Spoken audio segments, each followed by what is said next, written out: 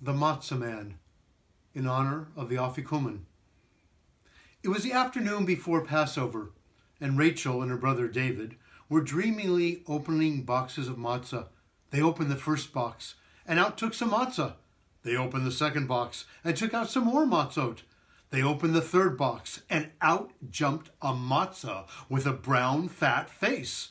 A matzah man!" exclaimed the children. "Hello, little matzah man. Will you play with us?" The matzah man looked about with his big, puffy eyes. Then, as if he hadn't heard them, he snapped his crispy fingers, and in a voice that sounded like chalk on a slate, squeaked, "I must be lost!" And off he ran.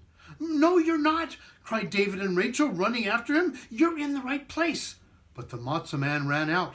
Out of the kitchen, into the living room he ran. "Stop, stop, play with us," they called, running after him. But all the faster the matzah man ran. Across the carpet, up the windowsill he ran. "Please, please, please, play with us," they pleaded, running after him.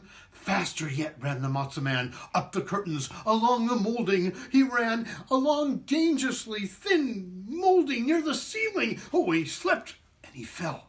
He might have crashed to the floor and been broken to pieces if he hadn't caught on to a leaf of the fern on the table. But now the children caught him. We lost sight of you, almost," they laughed. The frightened matzah man lay in David's hands, out of breath too, but he seemed more unhappy than out of breath, more unhappy than frightened. Almost lost sight of me? Almost?" "We didn't want to lose you," said David kindly. Rachel nodded. We wanted to play with you." The unhappy matzah man groaned loudly and burst into tears. I was made to be lost," he said, "and now you found me before I was even lost." His whole body trembled, and tears like flakes went trickling down his face. David and Rachel felt their throats tighten. They hadn't known that he wanted to be lost. "And me, coming from such a great family." "You? What family?" they asked. "The Afikumans," sniffed the matzah man, "and they always get lost."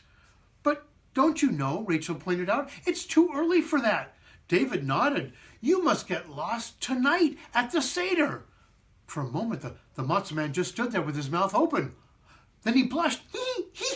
He squeaked, "I forgot the Seder. Oh, my father did tell me to wait till the Seder. He told me I forgot."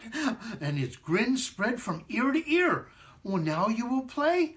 "Oh, yeah, I'll play with you now." And he was excited. He started by squeaking a song. "A happy matzah man am I, hee hee. Afikuman is my name, hee hee. On Seder night, I'm not the least important person at the feast. A happy matzah man am I, hee.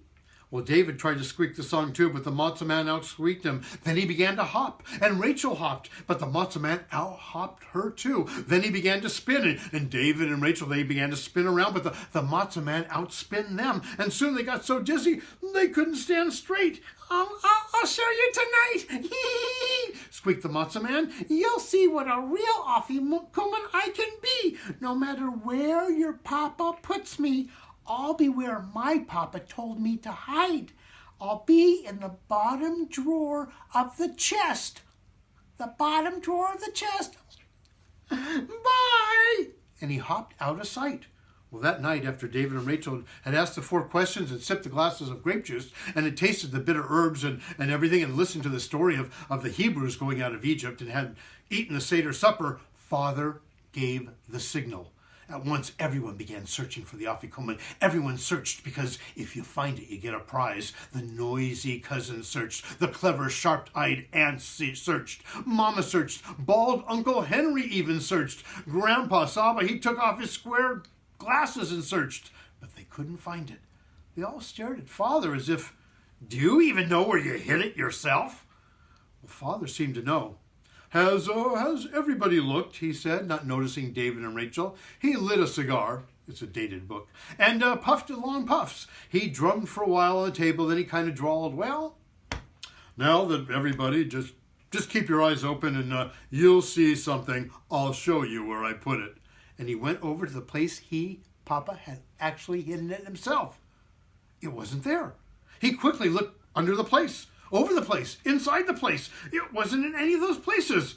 Then he noticed David and Rachel were giggling. Do you think you can find it when I can't, when your clever aunt can't, when your uncles can't, when nobody, even me, can't find it?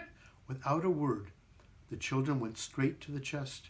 Rachel giggled, taking one hand to the drawer. David, giggling even more, took the other. They gave a mighty pull, and there was the Afikuman. Oh, how shocked their father was for the moment, but he soon laughed himself. Oh, I guess I put it there and forgot about it, I guess, he said, laughing. So much on my mind, the Seder and everything. And now everybody shook with laughter, and everyone's face, everyone's arms, everyone's shoulders, everyone's knees shook until the table itself was shaking. But while everyone was carrying on like that, can you imagine how happy the matzah man felt?